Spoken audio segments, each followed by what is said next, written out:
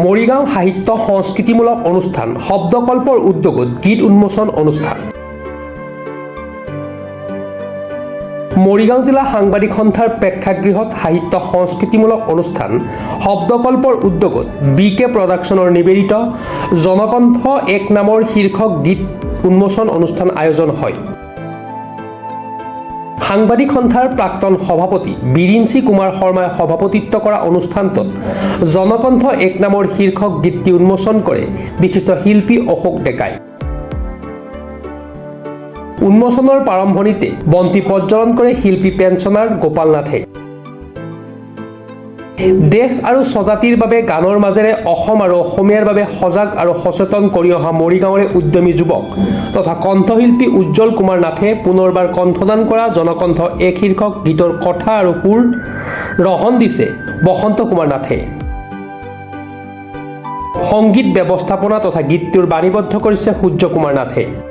এই মাটিৰ গানৰ উন্মোচনী সভাত গীতটিৰ উন্মোচক বিশিষ্ট শিল্পী তথা কবি অশোক ডেকা, জিলা সাংবাদিক সন্থাৰ প্ৰাক্তন সভাপতি বিৰিঞ্চি কুমাৰ শৰ্মা, জিলা সাংবাদিক সন্থাৰ সভাপতি অজিত শৰ্মা, মৰিগাঁও জিলাৰ প্ৰাক্তন বিধায়ক হৰেণ বৰা, শিল্পী পেঞ্চনাৰ গোপাল নাথ, শব্দকল্পৰ সভাপতি লক্ষ্যজ্যোতি নাথ আৰু সম্পাদক নাৰায়ণ ৰাজাৰ লগতে প্ৰায় শতাধিক বিশিষ্ট ব্যক্তি, সমাজ সচেতন ব্যক্তি, বিভিন্ন সংগঠনৰ বিষয়ববীয়াকে ধৰি বহুসংখ্যক জিলাখনৰ জ্যেষ্ঠ নাগৰিক উপস্থিত থকা পৰিলক্ষিত হয়। গীত উন্মোচন কৰাৰ ক্ষেত্ৰত এইটো মোৰ প্ৰথম গীত সেইকাৰণে উন্মোচন কৰা গৈছে।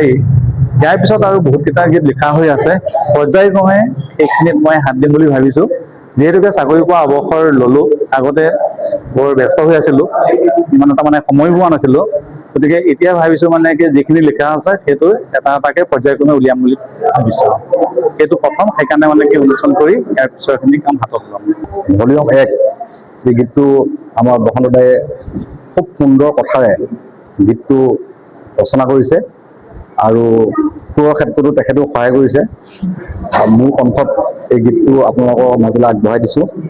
আশা ৰাখিছোঁ ৰাইজে গীতটো আদৰি ল'ব, কাৰণ আজিৰ তাৰিখত এই জাতি মাতৃৰ গান গোৱা শিল্পীৰ সংখ্যা কমি গৈছে, লিখকৰ সংখ্যা কমি গৈছে, কিন্তু আমিতো ধাৰাবাহিকতাটো আমি ৰক্ষা কৰিবৰ কাৰণে আমি চেষ্টা কৰিছোঁ।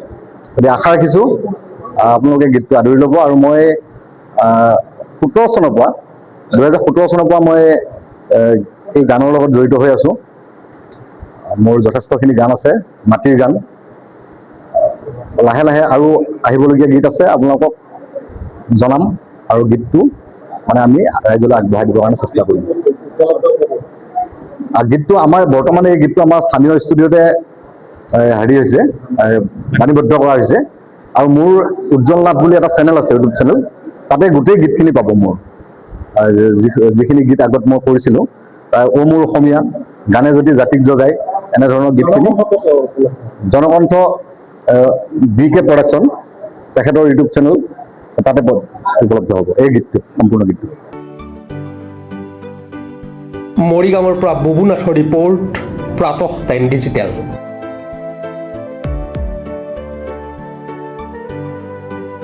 শদিয়াৰ পৰা ধুবুৰীলৈ, বৰাকৰ পৰা ব্ৰহ্মপুত্ৰলৈ সকলোৰে মাজত চিনাকি এটা নাম প্ৰাতঃ টাইম।